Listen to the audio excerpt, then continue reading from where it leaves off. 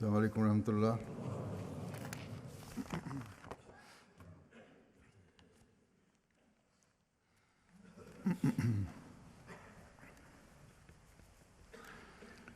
اشہد ان لا الہ الا اللہ وحدہ لا شریک لہ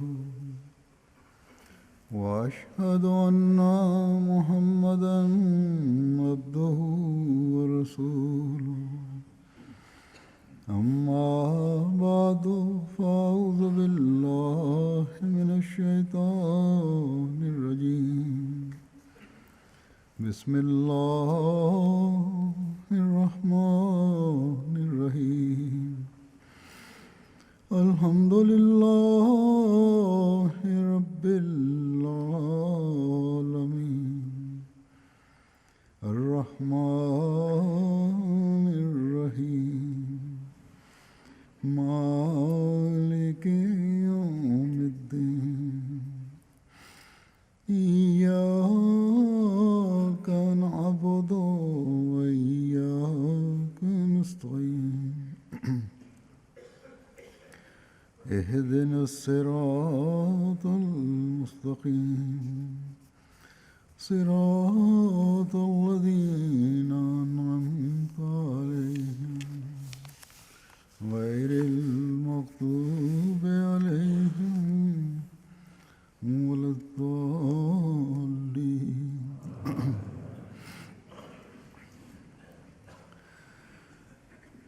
آج بھی میں حضرت مسلم موعود کے بیان کردہ کچھ واقعات بیان کروں گا جو حضرت مسیح موعود علیہ الصلوۃ والسلام کی زندگی کے مختلف پہلوؤں پر روشنی ڈالتے ہیں، اور اسی طرح حضرت مسلم موعود رضی اللہ عنہ کی اپنی زندگی کے بھی بعض پہلو نمایاں ہوتے ہیں۔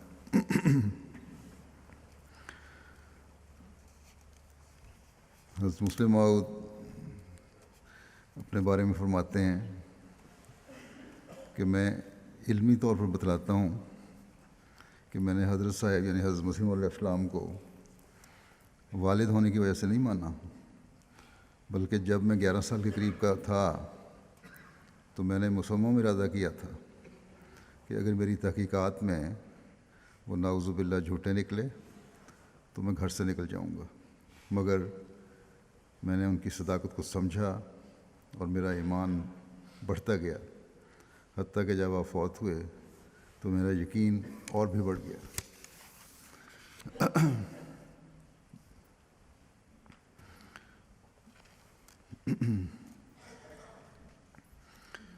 پھر آپ نے بتایا کہ جب میں نے دستی بیعت کی تو میرے احساس سے قلبی کے دریا کے اندر 10 سال کی عمر میں ایسی حرکت پیدا ہوئی کہ جو بیان نہیں کی جا سکتی۔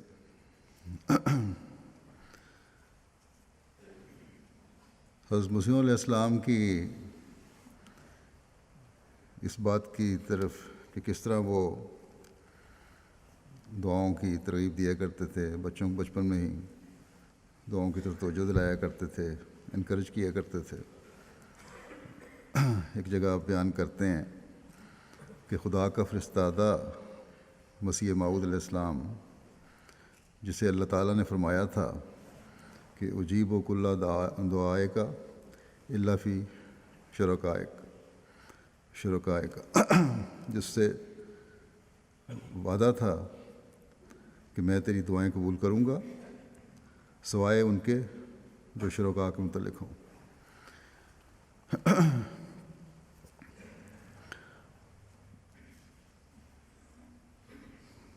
کہتے ہیں فرماتے ہیں کہ وہ ہنری مارٹن کلارک والے مقدمے کے موقع پر مجھے، جس کی عمر صرف 9 سال کی تھی، دعا کے لیے کہتا ہے، یعنی حضرت مسیح علیہ السلام آپ کو 9 سال کی عمر میں دعا کے لیے کہتے ہیں۔ گھر کے نوکروں اور نوکرانیوں کو بھی کہتے ہیں کہ دعائیں کرو۔ بس جب وہ شخص جس کی سب دعائیں قبول کرنے کا اللہ تعالیٰ نے وعدہ کیا ہوا تھا دوسروں سے دعائیں کرانا ضروری سمجھتا ہے، تو پھر باقیوں کو کتنا اس طرف توجہ دینی چاہیے۔ یہ جو الہام ہے اجیب و کلّا دعائے کا اللہ فی شرکائے کا، اس کی شاید بعضوں کو پتہ نہ ہو، یہ ایک مقدمے کے بارے میں آپ دعا کر رہے تھے جو آپ کے شرکاء یعنی بعض قریبیوں کا مقدمہ انہوں نے کیا تھا جائیداد میں حصہ دار بننے کے لیے آپ کے خاندان کی، اور حضرت مسیح موعود علیہ السلام کے بھائی مرزا غلام قادر صاحب مرحوم ان کی طرف سے مقدمہ لڑ رہے تھے اپنے خاندان کی طرف سے، دوسری طرف ایک گورنمنٹ کے افسر بھی تھے جو ان کے عزیزوں میں سے بھی تھے۔ بہرحال مرزا غلام قادر صاحب کو یہ یقین تھا کہ مقدمہ ہمارے حق میں ہوگا، جائیداد ہمارے قبضے میں ہے اور پشتوں سے ہمارے قبضے میں ہے۔ لیکن جب حضرت مسیح علیہ السلام نے دعا کی تو آپ کو یہ الہام ہوا، اس کا ترجمہ یہ ہے کہ ساری دعائیں قبول کروں گا مگر یہ شرکاء کے متعلق جو ہے یہ نہیں۔ اس پر آپ نے اپنے خاندان کو کہا کہ بلا وجہ وکیلوں پہ مقدموں پہ رقم نہ ضائع کرو، مقدمہ ہار جاؤ گے۔ لیکن ان کے بھائی کو بڑا یقین تھا آپ کے۔ بہرحال لوور کورٹ میں مقدمہ کا فیصلہ حضرت مسیح علیہ السلام کے بھائی کے حق میں ہوا، پھر دوبارہ اپیل ہوئی چیف کورٹ میں، اور چیف کورٹ میں یہ مقدمہ ہار گئے۔ حضرت مسیح نے فرمایا یہ کس طرح ہو سکتا تھا کہ مقدمہ جیتتے، کیونکہ اللہ تعالیٰ نے واضح طور پر فرما دیا تھا۔ یہاں ایک بات اور بھی جو آگے فرمائی حضرت مسلم موعود نے، وہ دعاؤں کے حوالے سے کہا، لیکن بات آپ سمجھا رہے تھے ڈاکٹروں کو۔ یہاں تو ڈاکٹروں کے ٹیم بیٹھ جاتی ہے اگر کوئی ایسا سنجیدہ معاملہ ہو، پاکستان میں بھی اب یا دوسرے ممالک میں بھی اسی طرح صورتحال ہے، لیکن بعض دفعہ بعض ڈاکٹر جو ہیں وہ سمجھتے ہیں کہ ہم علاج کر رہے ہیں کسی مریض کا تو ہمارا ہی علاج ہونا چاہیے، کسی اور مشورے کی ضرورت نہیں ہے۔ حضرت سارہ بیگم صاحبہ جو خلیفۃ مسیح ثانی کی اہلیہ تھیں، ان کے بچے کی پیدائش کے وقت ان کی وفات بھی ہو گئی تھی۔ اس وقت کے بارے میں آپ نے بیان کیا کہ ڈاکٹروں کو چاہیے کہ مشورہ کرتے، اگر ایسے اس صورت میں مشورہ ہوتا تو شاید ایک جان بچائی جا سکتی تھی۔ اس لیے آپ نے فرمایا کہ اگر حضرت مسیح علیہ السلام، جن کی اللہ تعالیٰ نے تمام دعائیں قبول کرنے کا ارشاد فرمایا تھا، وہ وعدہ فرمایا تھا، وہ دوسروں کو دعا کے لیے بھی کہتے تھے، تو باقی لوگ جو ہیں اپنے اپنے پیشے میں اگر کہیں مشورے کی ضرورت ہو اور دعاؤں کی ضرورت ہو تو ضرور اس پر عمل ہونا چاہیے۔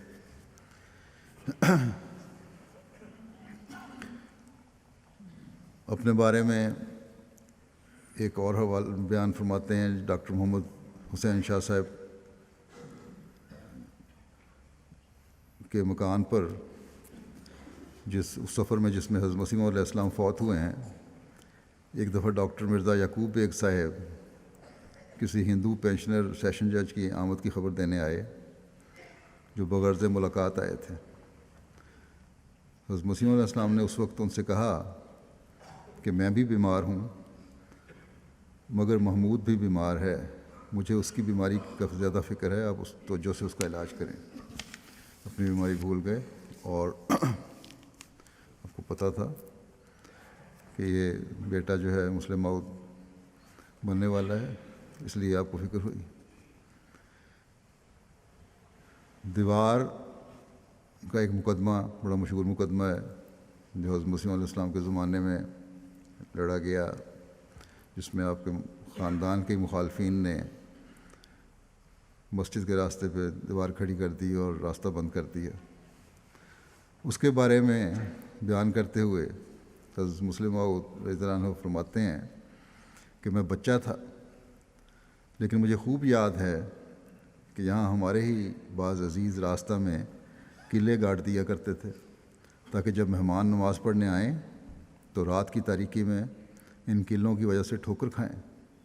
چنانچہ ایسا ہی ہوتا، اور قلعے اکھاڑے جاتے تو وہ لڑنے لگ جاتے۔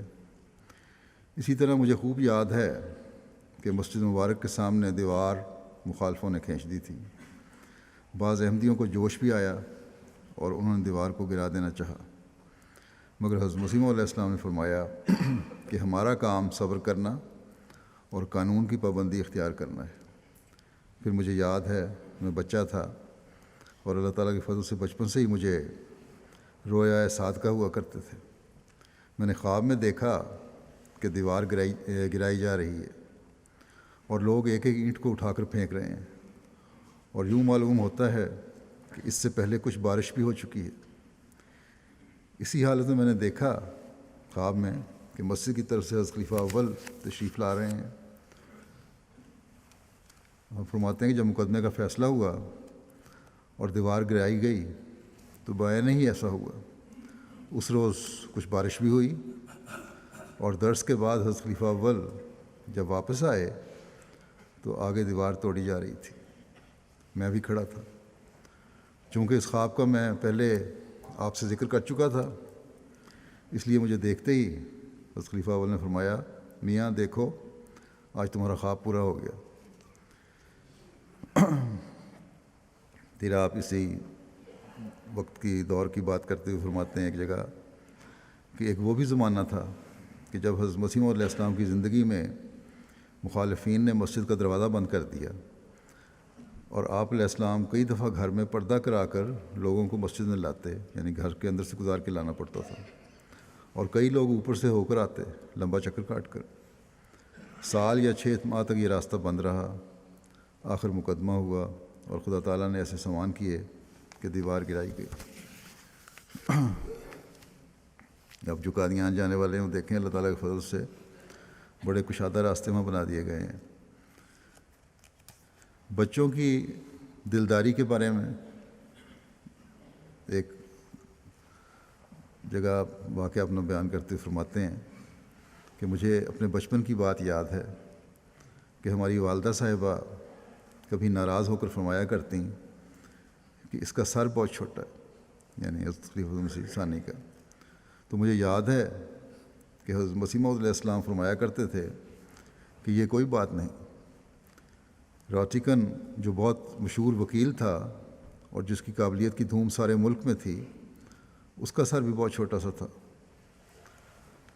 آپ کہتے ہیں کہ بڑے سر اس بات پر دلالت نہیں کرتے کہ وہ عقل مند ہیں۔ جو شخص اپنی اولاد کو علم اور عرفان سے محروم کرتا ہے اور اس کا سر اگرچہ بڑا ہی ہو تب بھی وہ بے عقل ہی ہے۔ جس شخص کا اتنا دماغ ہی نہیں کہ سمجھ سکے کہ خدا اور رسول کیا ہے، قرآن کیا ہے، وہ عرفان کیا حاصل کر سکتا ہے۔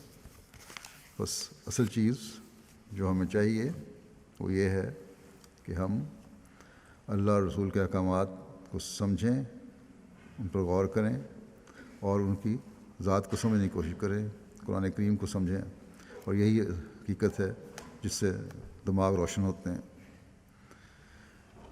حکومت کی وفاداری کے بارے میں آپ ایک جگہ بیان کرتے ہیں کہ جب میں بچہ تھا اور ابھی میں نے ہوش ہی سنبھالا تھا، اس وقت حضرت مسیح موعود علیہ الصلوۃ والسلام کی زبان سے گورنمنٹ کی وفاداری کا میں نے حکم سنا، اور اس حکم پر اس قدر پابندی سے قائم رہا کہ میں نے اپنے گہرے دوستوں سے بھی اس بارے میں اختلاف کیا، حتیٰ کہ اپنی جماعت کے لیڈروں سے بھی اختلاف کیا۔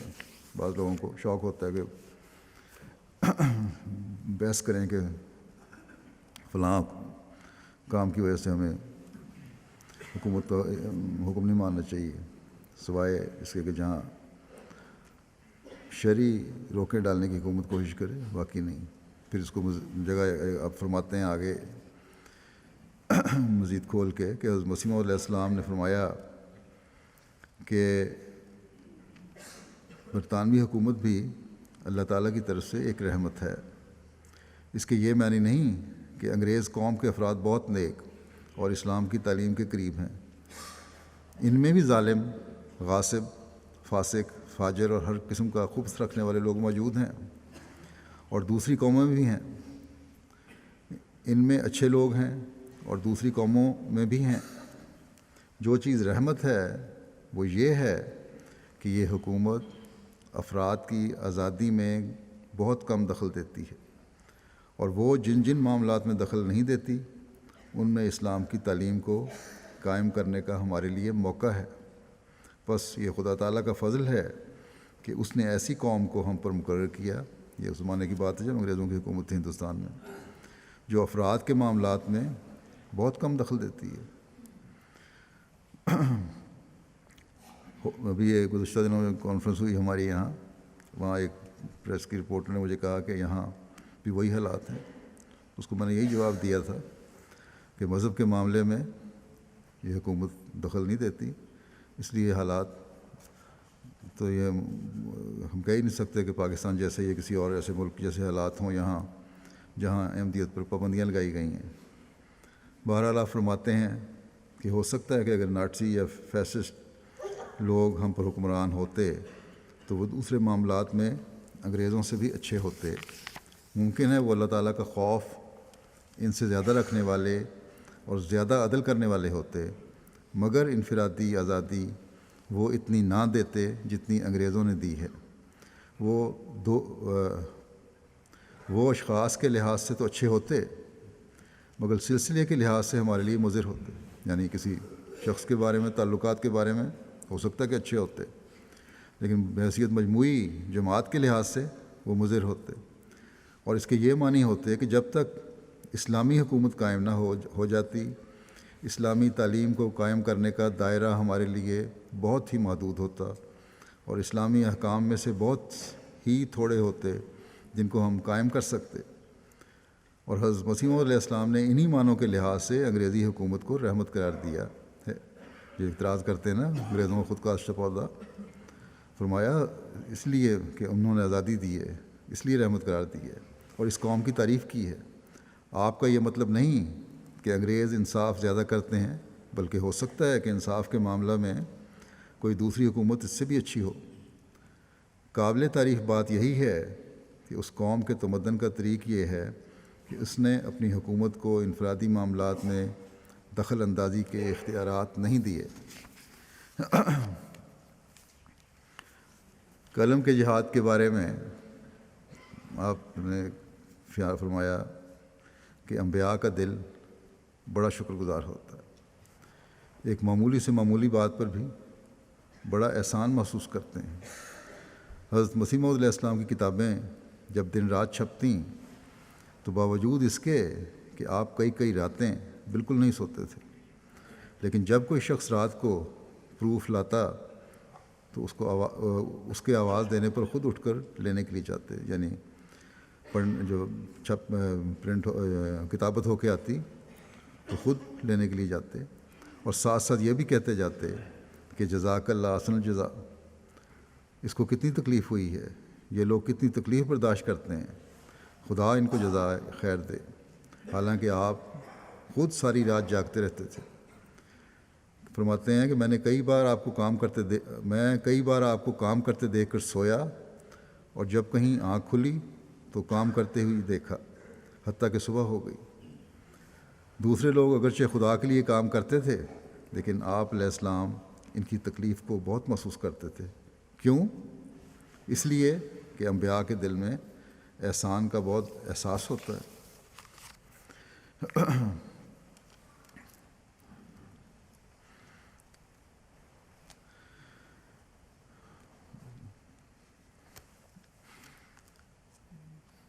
صحابہ حضرت مسیح موعود علیہ السلام آپ کے ادب اور آپ کے مقام کا کس قدر لحاظ رکھتے تھے، خیال رکھتے تھے، اور اس کے لیے کسی کو بھی خاطر میں نہیں لاتے تھے۔ حضرت مسلم موعود رضی اللہ عنہ اپنا ایک واقعہ بیان کرتے ہیں،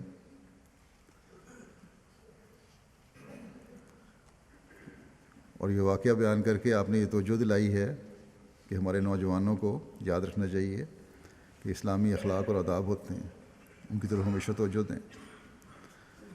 اب لکھتے ہیں، بیان فرماتے ہیں بلکہ اپنے خطبے میں، کہ میں نے دیکھا ہے کہ نوجوانوں کو اسلامی آداب سکھانے کی طرف توجہ ہی نہیں کی جاتی۔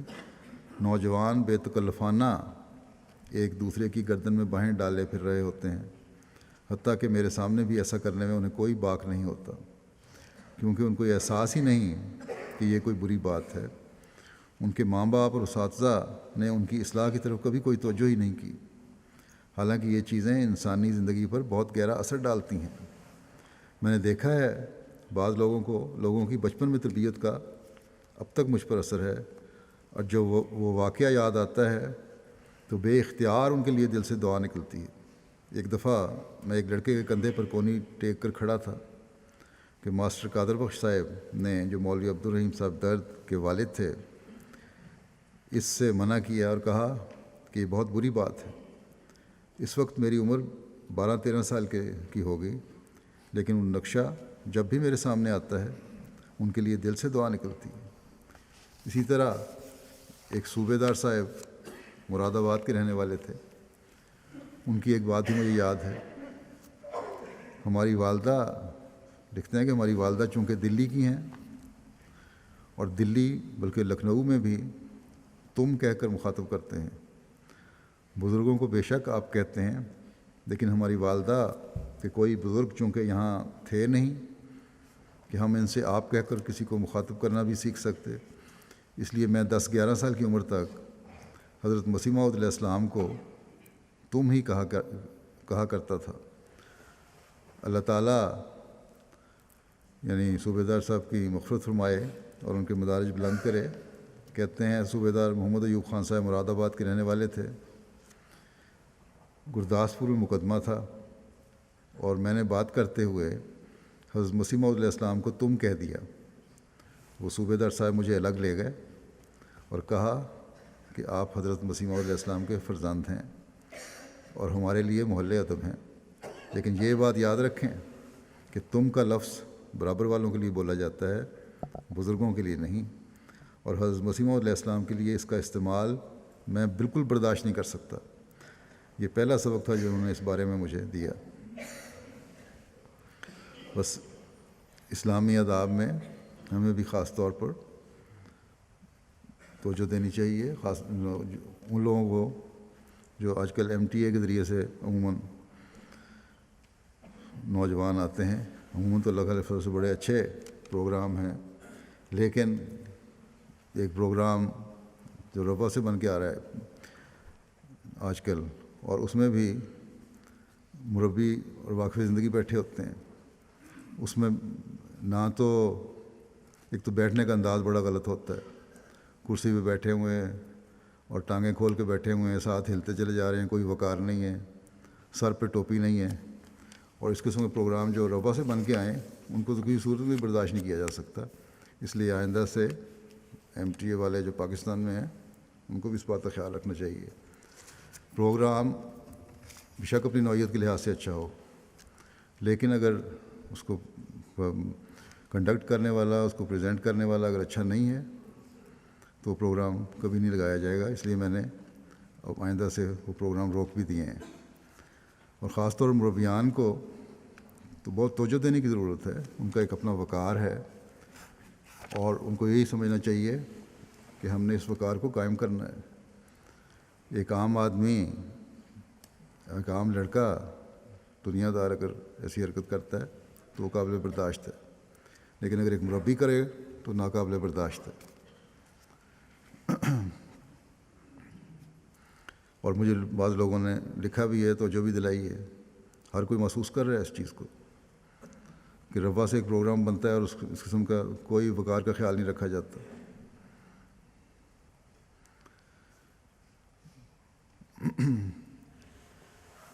ایک واقعہ حضرت مسلم موعود رضی اللہ عنہ فرماتے ہیں کہ ہم بھی بچپن میں مختلف کھیلیں کھیلا کرتے تھے۔ میں عموماً فٹ بال کھیلا کرتا تھا۔ جب قادیان میں بعض ایسے لوگ آئے جو کرکٹ کے کھلاڑی تھے تو انہوں نے ایک کرکٹ ٹیم تیار کی۔ حضرت مسلم موعود کہتے ہیں کہ ایک دن وہ میرے پاس آئے اور کہنے لگے کہ جاؤ حضرت صاحب سے عرض کرو کہ وہ بھی کھیلنے کے لیے تشریف لائیں۔ چنانچہ میں اندر گیا۔ آپ اس وقت ایک کتاب لکھ رہے تھے۔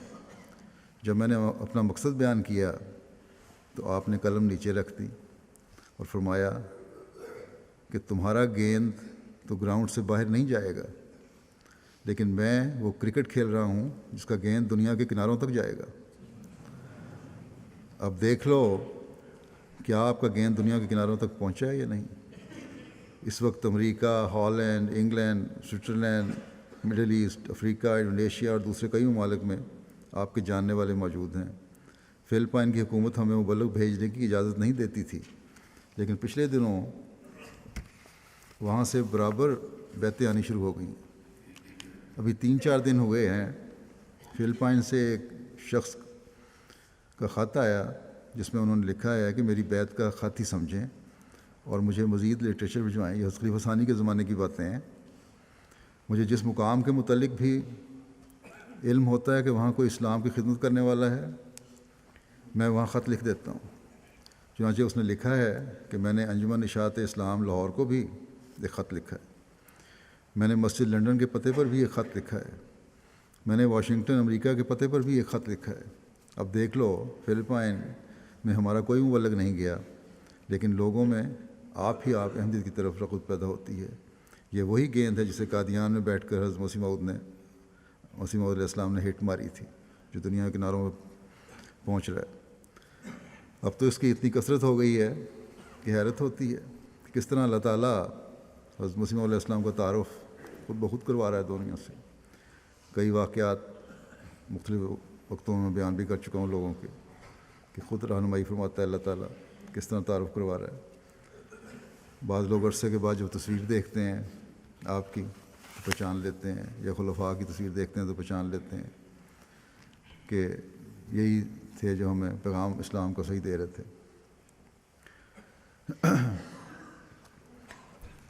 پھر ایک واقعہ بیان کرتے ہوئے جو آپ فرماتے ہیں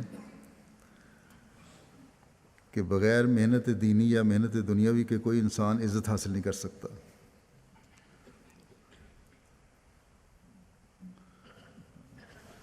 حضرت مسیح علیہ السلام فرمایا کرتے تھے کہ ہمارے زمانے میں تمام عزت خدا نے ہمارے ساتھ وابستہ کر دی ہے، یعنی اب اس زمانے میں حضرت مسیح علیہ السلام کا جو زمانہ ہے اس میں تمام عزت حضرت مسیح علیہ السلام کے ساتھ وابستہ ہو گئی۔ اب عزت پانے والے یا ہمارے مرید ہوں گے یا ہمارے مخالف ہوں گے، یعنی مخالفین کو بھی عزت اگر ملے گی تو حضرت مسیح علیہ السلام کی وجہ سے ہی۔ چنانچہ آپ فرماتے تھے کہ مولوی ثناء اللہ صاحب کو دیکھ لو، وہ کوئی بڑے مولوی نہیں، ان جیسے ہزاروں مولوی پنجاب اور ہندوستان میں پائے جاتے ہیں۔ ان کو اگر اعزاز حاصل ہے تو محض ہماری مخالفت کی وجہ سے۔ وہ لوگ خواہ اس امر کا اقرار کریں یا نہ کریں، مگر واقعہ یہی ہے کہ آج ہماری مخالفت میں عزت ہے یا ہماری تائید میں۔ گویا اصل مرکزی وجود ہمارا ہی ہے، اور مخالفین کو بھی اگر عزت حاصل ہوتی ہے تو ہماری وجہ سے۔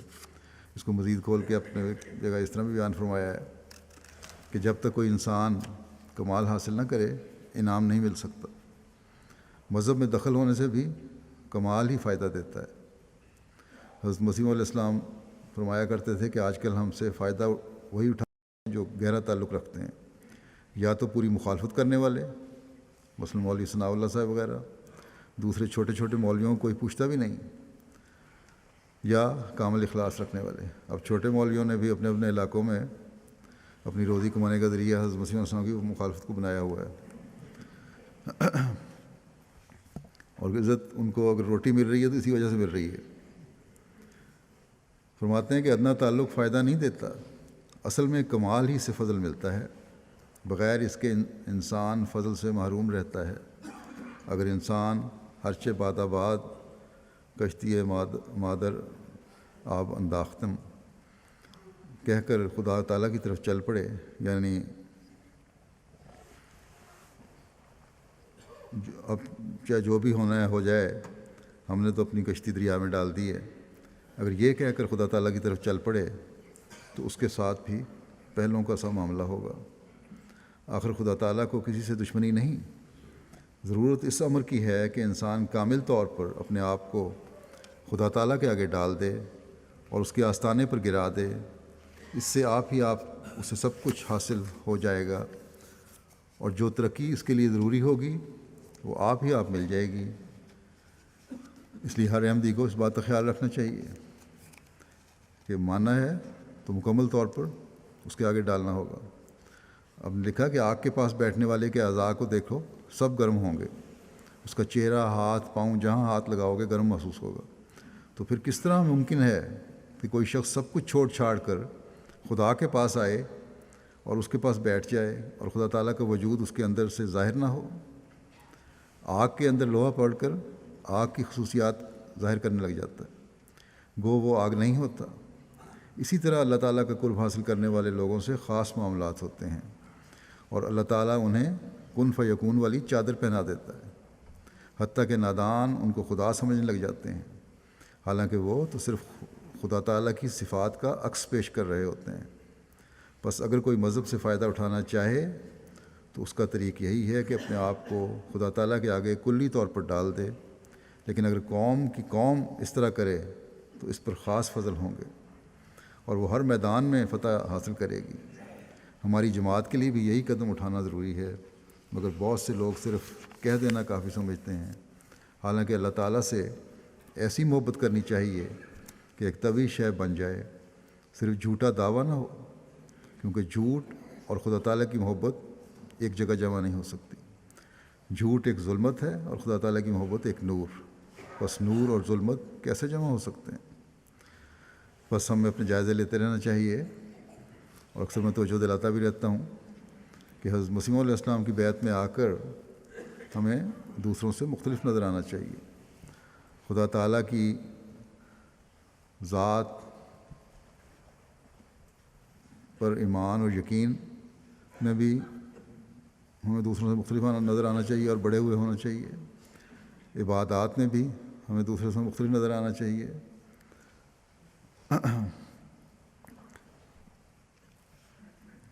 اعلیٰ معیاروں کی کوشش کو پانے کی کوشش کرنے والے بھی ہم دوسروں کی نسبت زیادہ ہونے چاہیے۔ اعلیٰ اخلاق میں بھی ہمیں امتیازی حیثیت حاصل ہونی چاہیے۔ قانون کی پابندی میں بھی ہم ایک مثال ہونے چاہیے۔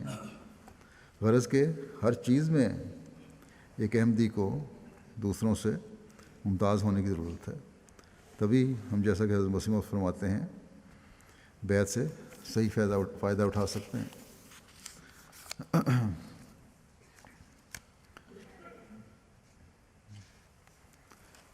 ایک دفعہ ایک واقعہ بیان فرماتے ہیں احسان اور حسن سلوک کا۔ ایک دفعہ ایک افسر حضرت مسیح علیہ السلام سے ایک معاملہ میں ملنے آیا اور ایک معاملہ میں کہا کہ یہ لوگ، یعنی قادیان کے رہنے والے غیر الجماعت یا ہندو وغیرہ جو تھے، جو حضرت مسیح علیہ السلام کے خلاف بعض دفعہ حکام کو، حکومت کے کارندوں کو غلط شکایات کیا کرتے تھے۔ تو بہرحال ایک دفعہ ایک افسر حکومت کے قادیان آئے اور کہا کہ یہ لوگ آپ کے شہری ہیں، آپ ان کے ساتھ نرمی کا سلوک کریں۔ حضرت مسیح علیہ السلام کو انہوں نے کہا، تو حضرت صاحب نے فرمایا کہ اس بوڑھے شاہ کو، وہاں ایک شخص تھا کوئی بوڑھے شاہ، اسی کو پوچھو کہ آیا کوئی ایک موقع بھی ایسا آیا ہے جس میں اس نے اپنی طرف سے نیشتنی نہ کی ہو، جتنا نقصان پہنچانے کی کوشش کی جا سکتی ہے نہ کی ہو؟ اور پھر اس سے ہی پوچھو کہ کیا ایک موقع بھی ایسا آیا کہ جس میں میں احسان کر سکتا تھا اور پھر میں نے اس کے ساتھ احسان نہ کیا ہو؟ بس وہ آگے وہ سر ڈال کے بیٹھا رہا، بولا نہیں کچھ۔ یہ ایک عظیم الشان نمونہ تھا آپ کے اخلاق کا۔ بس ہماری جماعت کو بھی چاہیے کہ وہ اخلاق میں ایک نمونہ ہو، معاملات کی آپ میں ایسی صفائی ہو کہ اگر ایک پیسہ بھی گھر میں نہ ہو تو امانت میں ہاتھ نہ ڈالیں، اور بات اتنی میٹھی اور ایسی محبت سے کریں کہ جو دوسروں کے دل پر اثر کرے۔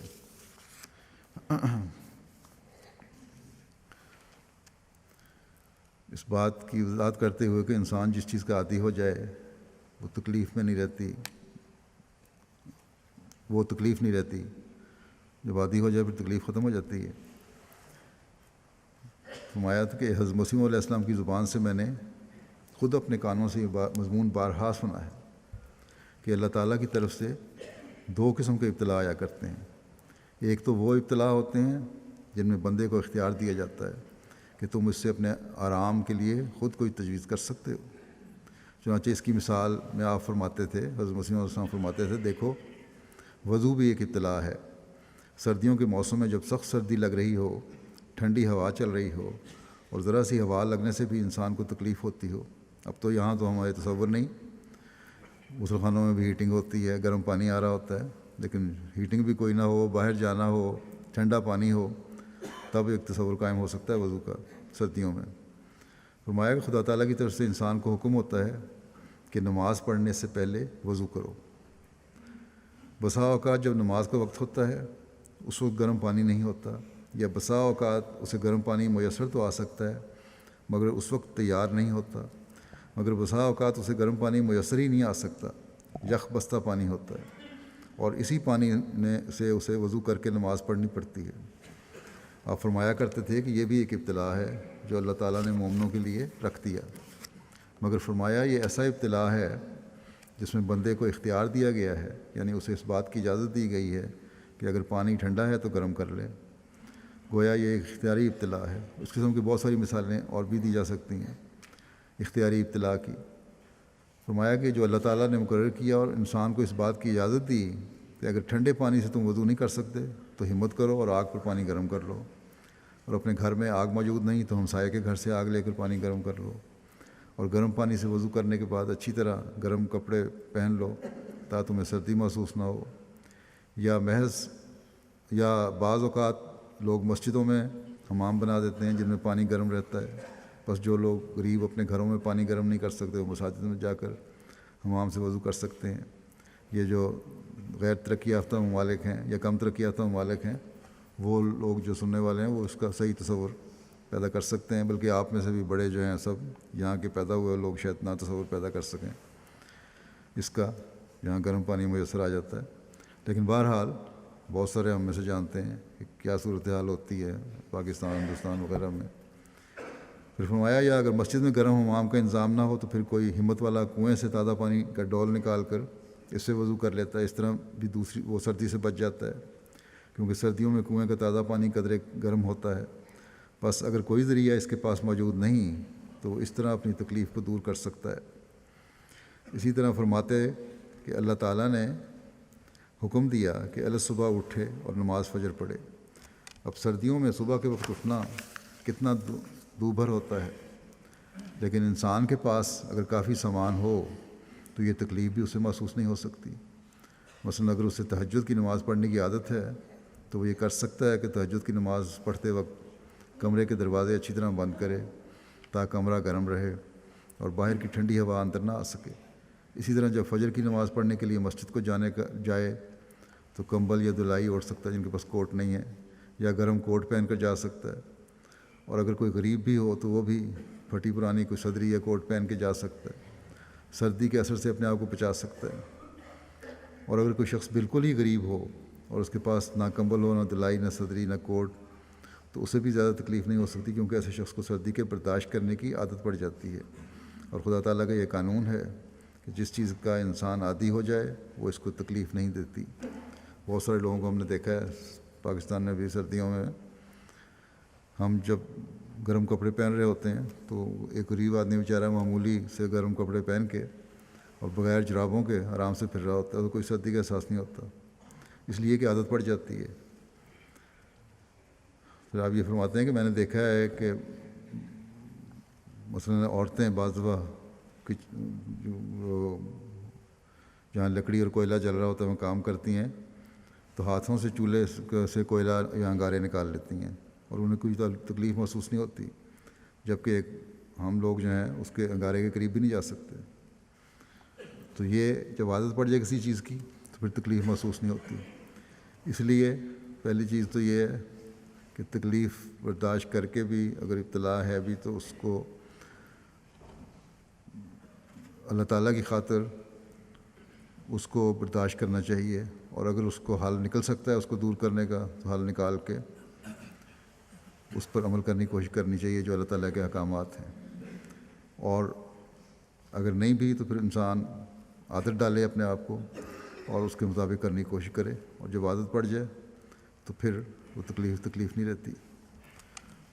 دوسرے حصے کا تو آپ نے ذکر نہیں کیا کہ دوسرا ابتلا، لیکن ایک حضرت مسیح علیہ السلام کو ایک اقتباس میں پڑھ دیتا ہوں جس میں آپ نے ابتلاؤں میں حکمت کیا ہے اس کے بارے میں فرمایا ہے۔ آپ نے فرمایا کہ دیکھو، اللہ تعالیٰ قادر تھا کہ اپنے بندوں کو کسی قسم کا ایذا نہ پہنچنے دیتا، اور ہر طرح سے عیش و آرام میں ان کی زندگی بسر کرواتا۔ ان کی زندگی شاہانہ زندگی ہوتی، ہر وقت ان کے لیے عیش و طرب کے سامان مہیا کیے جاتے، مگر اس نے ایسا نہیں کیا۔ اس میں بڑے بڑے اسرار اور راز نہاں ہوتے ہیں۔ دیکھو، والدین کو اپنی لڑکی کیسی پیاری ہوتی ہے، بلکہ اکثر لڑکیوں کی نسبت زیادہ پیاری ہوتی ہے، اکثر لڑکوں کی نسبت زیادہ پیاری ہوتی ہے، مگر ایک وقت آتا ہے کہ والدین اس کو اپنے سے الگ کر دیتے ہیں۔ وہ وقت ایسا ہوتا ہے کہ اس وقت کو دیکھنا بڑے جگر والوں کا کام ہوتا ہے۔ دونوں طرف کی حالت ہی بڑی قابل رحم ہوتی ہے، یعنی ماں باپ بھی رخصت کے وقت رو رہے ہوتے ہیں اور لڑکی بھی۔ قریباً 14-15 سال ایک جگہ رہتے ہیں، آخر ان کی جدائی کا وقت نہایت ہی رقت کا وقت ہوتا ہے۔ اس جدائی کو بھی کوئی نادان بے رحمی کہہ دے تو بجا ہے، مگر اس کی لڑکی میں بعض ایسے گواہ ہوتے ہیں جس کا اظہار اس علیحدگی اور سسرال میں جا کر شوہر سے معاشرت ہی کا نتیجہ ہوتا ہے، جو طرفین کے لیے موجب برکت اور رحمت ہوتا ہے۔ یہی حال اہل اللہ کا ہے۔ ان لوگوں میں بعض خلق ایسے پوشیدہ ہوتے ہیں کہ جب تک ان پر تکالیف اور شدائد نہ آئیں ان کا اظہار ناممکن ہوتا ہے۔ دیکھو، اب ہم لوگ جو حضرت صلی اللہ علیہ وسلم کے اخلاق بیان کرتے ہیں، بڑے فخر اور جرأت سے کام لیتے ہیں، یہ بھی تو صرف اسی وجہ سے ہے کہ حضرت صلی اللہ علیہ وسلم پر وہ دونوں زمانے آ چکے ہیں، ورنہ ہم یہ فضیلت کس طرح بیان کرتے؟ یعنی آسائش کا بھی زمانہ آیا اور سختیوں اور تکلیفوں کا بھی۔ دکھ کے زمانے کو بری نظر سے نہ دیکھو، یہ خدا تعالیٰ سے لذت کو اور اس کے قرب کو اپنی طرف کھینچتا ہے۔ اسی لذت کو حاصل کرنے کے واسطے جو خدا کو مقبولوں کو ملا کرتی ہے، دنیاوی اور سفلی کل لذات کو طلاق دینی پڑتی ہے، خدا دینی پڑا کرتی ہے۔ خدا کا مقرب بننے کے واسطے ضروری ہے کہ دکھ سہے جاویں اور شکر کیا جاوے، اور نئے دن ایک نئی موت اپنے اوپر لینی پڑتی ہے۔ جب انسان دنیاوی ہوا و ہوس اور نفس کی طرف سے بکلی موت اپنے اوپر وارد کر لیتا ہے، تب اسے وہ حیات ملتی ہے جو کبھی فنا نہیں ہوتی، پھر اس کے بعد مرنا کبھی نہیں ہوتا۔ بس یہ ہے ابتلا کی مختصر اس کا خاکہ حکمت کا۔ ایک دفعہ فرمایا کہ مسلمان نے کہ میری عمر جب 9 یا 10 برس کی تھی، میں اور ایک اور طالب علم گھر میں کھیل رہے تھے۔ وہیں الماری میں کتاب پڑی ہوئی تھی جس پر نیلا جزدان تھا، اور وہ ہمارے دادا صاحب کے وقت کی تھی۔ نئے علوم ہم پڑھنے لگے تھے۔ اس کتاب کو جو کھولا تو اس میں لکھا تھا کہ اب جبرائیل نازل نہیں ہوتا۔ میں نے کہا یہ غلط ہے، میرے ابا پر تو نازل ہوتا ہے۔ اس لڑکے نے کہا کہ جبرائیل نہیں آتا، کتاب میں لکھا ہے۔ ہم میں بحث ہو گئی۔ آخر ہم دونوں حضرت صاحب کے پاس گئے، حضرت مسیح علیہ السلام کے پاس، اور دونوں نے اپنا اپنا بیان پیش کیا۔ آپ نے فرمایا کتاب میں غلط لکھا ہے، جبرائیل اب بھی آتا ہے۔ پھر اپنا ایک واقعہ بیان کرتے ہیں کہ بیوقوفی کے واقعات میں مجھے بھی اپنا ایک واقعہ یاد ہے۔ کئی دفعہ اس واقعے کو یاد کر کے میں ہنسا بھی ہوں، اور بسا اوقات میری آنکھوں میں آنسو بھی آ گئے، مگر میں اسے بڑی قدر کی نگاہ سے بھی دیکھا کرتا ہوں، اور مجھے اپنی زندگی کے جن واقعات پر ناز ہے ان میں وہ ایک حماقت کا واقعہ بھی ہے، اور وہ واقعہ یہ ہے کہ حضرت مسیح علیہ السلام کے زمانے میں ایک رات ہم صحن میں سو رہے تھے۔ گرمی کا موسم تھا کہ آسمان پر بادل آیا اور زور سے گرجنے لگا۔ اسی دوران میں قادیان کے قریب ہی کہیں بجلی گر گئی، مگر اس کی کڑک اس زور کی تھی کہ قادیان کے ہر گھر کے لوگوں نے یہ سمجھا کہ یہ بجلی شاید ان کے گھر میں ہی گری ہے۔ اس کڑک اور کچھ بادلوں کی وجہ سے تمام لوگ کمروں میں چلے گئے۔ جس وقت بجلی کی یہ کڑک ہوئی، اس وقت ہم بھی جو صحن میں سو رہے تھے اٹھ کر اندر چلے گئے۔ مجھے آج تک وہ نظارہ یاد ہے کہ حضرت مسیح علیہ السلام جب اندر کی طرف جانے لگے تو میں نے اپنے دونوں ہاتھ حضرت مسیح علیہ السلام کے سر پر رکھ دیے کہ اگر بجلی گرے تو مجھ پر گرے، ان پر نہ گرے۔ بعد میں جب میرے ہوش ٹھکانے آئے تو مجھے اپنی اس حرکت پر ہنسی آئی کہ ان کی وجہ سے تو ہم نے بجلی سے بچنا تھا، نہ یہ کہ ہماری وجہ سے آپ بجلی سے محفوظ رہتے۔ حضرت مولوی عبدالکریم صاحب کی وفات کا واقعہ بیان کرتے ہیں کہ 1905 آیا، مولوی عبدالکریم صاحب بیمار ہوئے۔ میری عمر 17 سال کی تھی اور ابھی کھیل کود کا زمانہ تھا۔ مولوی صاحب بیمار تھے اور ہم سارا دن کھیل کود میں مشغول رہتے تھے۔ ایک دن یخنی لے کر میں مولوی صاحب کے لیے گیا، اس کے سوا یاد نہیں کبھی پوچھنے بھی گیا ہوں۔ اس زمانے کے خیالات کے مطابق یقین کرتا تھا کہ مولوی صاحب فوت ہی نہیں ہو سکتے، وہ تو حضرت مسیح علیہ السلام کے بعد فوت ہوں گے۔ مولوی عبدالکریم صاحب کی طبیعت تیز تھی، ایک دو سبق ان کے پاس الف لیلہ کے پڑھے پھر چھوڑ دیے، اس سے زیادہ ان سے تعلق نہ تھا۔ ہاں، ان دنوں میں یہ بحثیں خوب ہوا کرتی تھیں کہ حضرت مسیح علیہ السلام کا دایاں فرشتہ کون سا ہے اور بایاں فرشتہ کون سا ہے۔ بعض کہتے ہیں کہ مولوی عبدالکریم صاحب دائیں ہیں اور بعض حضرت استاذی المکرم خلیفہ اول کی نسبت کہتے کہ وہ دائیں فرشتے ہیں۔ علموں اور کاموں کا موازنہ کرنے کی اس وقت طاقت ہی نہ تھی، یعنی بچپن لڑکپن تھا، سوچ نہیں تھی۔ اس لیے میں سمجھتا ہوں کہ اس محبت کی وجہ سے جو حضرت خلیفہ اول مجھ سے کیا کرتے تھے، میں نور الدینیوں میں سے تھا۔ ہم نے ایک دفعہ حضرت مسیح علیہ السلام سے بھی دریافت کیا تھا اور آپ نے ہمارے خیال کی تصدیق کی، غرض یعنی کہ حضرت خلیفہ اول زیادہ قریبی تھے حضرت مسیح کے۔ غرض مولوی عبدالکریم صاحب سے کوئی زیادہ تعلق مجھے نہیں تھا، سوائے اس کے کہ ان کے پرزور خطبوں کا مدعا تھا اور ان کی محبت حضرت مسیح علیہ السلام کا معتقد تھا۔ مگر جو ہی آپ کی وفات کی خبر میں نے سنی، میری حالت میں ایک تغیر پیدا ہوا۔ وہ آواز ایک بجلی تھی جو میرے جسم کے اندر سے گزر گئی۔ جس وقت میں نے آپ کی وفات کی خبر سنی، مجھ میں برداشت کی طاقت نہ رہی، دوڑ کر اپنے کمرے میں گھس گیا اور دروازے بند کر لیے، پھر ایک بے جان لاش کی طرح چرپائی پر گر گیا اور میری آنکھوں سے آنسو رواں ہو گئے۔ وہ آنسو نہ تھے، ایک دریا تھا۔ دنیا کی بے ثباتی، مولوی صاحب کی محبت مسیح علیہ السلام اور خدمت مسیح کے نظارے آنکھوں کے سامنے پھرتے تھے۔ دل میں بار بار خیال آتا تھا کہ حضرت مسیح علیہ السلام کے کاموں میں یہ بہت سا ہاتھ بٹاتے تھے، اب آپ کو بہت تکلیف ہوگی، اور پھر خیالات پر ایک پردہ پڑ جاتا تھا اور میری آنکھوں سے آنسوؤں کا دریا بہنے لگتا تھا۔ اس دن میں نہ کھانا کھا سکا، نہ میرے آنسو تھمے، حتیٰ کہ میری لاوبالی طبیعت کو دیکھتے ہوئے میری اس حالت پر حضرت مسیح علیہ السلام کو بھی تعجب ہوا اور آپ نے حیرت سے فرمایا، محمود کو کیا ہو گیا ہے؟ اس کو تو مولوی صاحب سے کوئی ایسا تعلق نہ تھا، یہ تو بیمار ہو جائے گا۔ پھر 1908 کا ذکر پھر آپ کو فرماتے ہیں کہ میرے لیے تکلیف دہ ہے۔ وہ میری کیا، سب احمدیوں کی زندگی میں ایک نیا دور شروع کرنے کا موجب ہوا۔ اس سال وہ ہستی جو ہمارے بے جان جسموں کے لیے بمنزلہ روح کے تھی اور ہماری بے نور آنکھوں کے لیے بمنزلہ بینائی کے تھی اور ہمارے تاریک دلوں میں بمنزلہ روشنی کے تھی، ہم سے جدا ہو گئی۔ یہ جدائی نہ تھی، ایک قیامت تھی۔ پاؤں تلے سے زمین نکل گئی اور آسمان اپنی جگہ سے ہل گیا۔ اللہ تعالیٰ گواہ ہے، اس وقت نہ روٹی کا خیال تھا نہ کپڑے کا، صرف ایک ہی خیال تھا کہ اگر ساری دنیا بھی مسیح موعود علیہ السلام کو چھوڑ دے تو میں نہیں چھوڑوں گا اور پھر اس سلسلے کو دنیا میں قائم کروں گا۔ میں نہیں جانتا کہ میں نے کس حد تک اس عہد کو نبھایا، مگر میری نیت ہمیشہ یہی رہی کہ اس عہد کے مطابق میرے کام ہوں۔ آج اللہ تعالیٰ کی فضل سے جماعت کا ہر فرد، بلکہ بعد میں آنے والے بھی گواہ ہیں کہ آپ نے اس عہد کو خوب نبھایا، بلکہ ہمارے لیے بھی عہدوں کو نبھانے کے لیے صحیح راستوں کی طرف رہنمائی فرما دیا آپ نے۔ اللہ تعالیٰ ہمیں بھی اپنے عہدوں کو نبھانے کی توفیق عطا فرمائے۔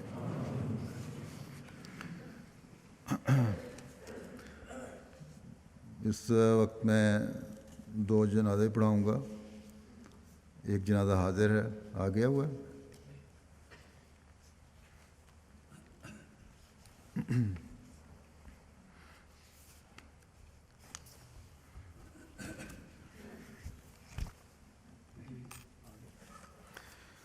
یہ جنازہ حاضر جو ہے مکرمہ ثریا بیگم صاحبہ اہلیہ چودھری عبدالرحیم صاحب مرحوم آف ملتان کا ہے، جو مانچسٹر یو کے میں تھیں آج کل۔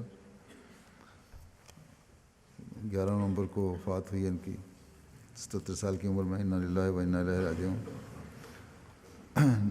نیک صالح، نمازوں کی پابند، خوش اخلاق، صابرہ شاکرہ خاتون تھیں، مرحومہ موسیہ تھیں۔ ان کے 6 بیٹے اور 4 بیٹیاں ہیں۔ ایک بیٹے عبدالمتین صاحب زعیم انصار اللہ مانچسٹر ہیں، بیٹی صدر لجنہ مانچسٹر کی صحت سے خدمت توفیق پا رہی ہیں۔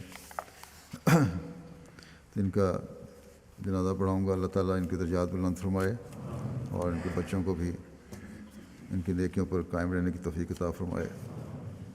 دوسرا جنازہ غائب ہے جو مکرم محمود عبداللہ شبوتی صاحب اب یمن کا ہے۔ شبوتی صاحب 9 نومبر 2014 کو لمبی بیماری کے بعد وفات پا گئے۔ انا للہ و انا الیہ راجعون۔ آپ کے والد نے جامعہ احمدیہ ربوہ میں تعلیم کی غرض سے بھجوایا تھا، جہاں سے آپ نے مولوی فاضل کا امتحان بھی پاس کیا۔ مکرم غلام احمد صاحب مبلغ سلسلہ کے بعد اب یمن میں مبلغ تعینات ہوئے۔ یمن میں 24 مئی 1934 کو پیدا ہوئے۔ آپ کے والد مکرم عبداللہ محمد عثمان الشبوتی صاحب پہلے یمنی احمدی تھے جنہوں نے مبلغ سلسلہ مکرم غلام احمد صاحب کے ذریعے بیعت کی تھی۔ مرحوم کے والد صاحب نے آپ کو جون 1952 میں جامعہ احمدیہ ربوہ میں پڑھنے کے لیے بھجوایا تھا، جہاں مرحوم نے وہاں سے پاس کیا امتحان، پھر مولوی فضل بھی پاس کیا، اور اس پاس کرنے کے بعد وہ کرنے والے آپ پہلے غیر ملکی تھے مولوی فضل کا امتحان۔ اسی طرح آپ نے جامعہ سے شاہد کا امتحان بھی پاس کیا اور 1960 میں مبلغ بن کے یمن واپس آئے، لیکن آپ کی واپسی سے قبل آپ کے والد صاحب نے ہدایت کی کہ ربوہ میں شادی کر کے آئیں، اور پھر طریقہ جدید نے ان کا رشتہ مکرم سید بشیر احمد شاہ صاحب کی صاحبزادی محترمہ نسرین شاہ صاحبہ سے کروایا۔ یہ خلیفہ مسلم رابع ڈاکٹر سید عبدالستار شاہ صاحب کی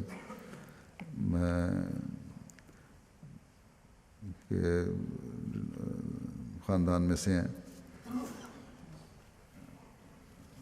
مرحوم کے بارے میں یہ ان کا جو سسرال ہے شبوتی صاحب کا، مرحوم کے بارے میں ان کے صاحبزادے نے لکھا کہ جامعہ کے تمام طلباء نماز بتایا کرتے تھے کہ نماز فجر مسجد محمود میں ادا کرتے تھے، تحریک عید کے کوارٹروں میں ہے، اور یہ شبوتی صاحب مسجد مبارک جا کے نماز ادا کیا کرتے تھے۔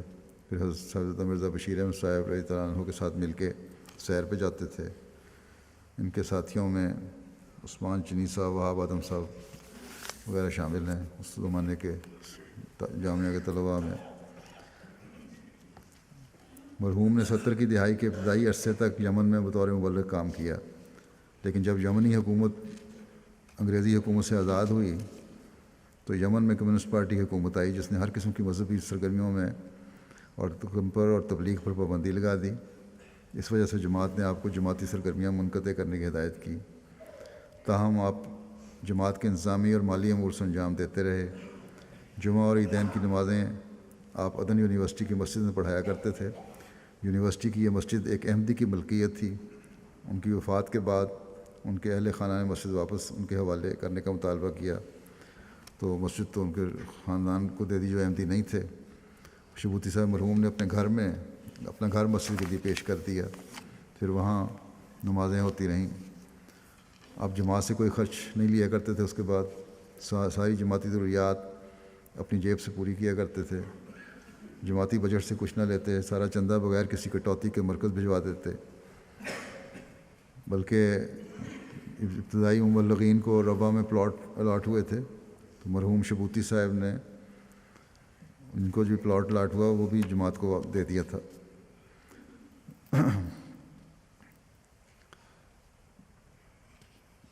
جس طرح میں نے وہاب آدم صاحب کے بارے میں بتایا تھا کہ انہوں نے بھی جماعت کو دے دیا تھا۔ مرحوم نے اپنی اولاد میں خلافت و جماعت کی محبت پیدا کی، بہت محبت کرنے والے انسان تھے۔ یہاں بھی ایک دفعہ آئے مجھے ملیں، اپنے رشتہ داروں سے خواہ وہ احمدی ہوں یا غیر احمدی صلہ رحمی کرنے والے تھے، باقاعدہ ان سے ملاقات میں تعلق رکھتے تھے۔ عثمان گان میں सैयदा नसीन शाह साहिबा के अलावा 5 बेटे और 12 पोते पोतियाँ यादगार छोड़े हैं।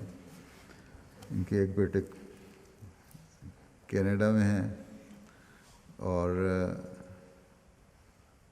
नासिर अहमद साहब यहाँ यूके में ही हैं।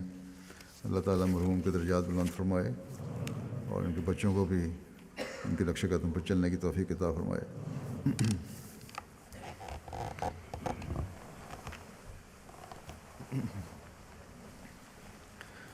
अल्हम्दुलिल्लाह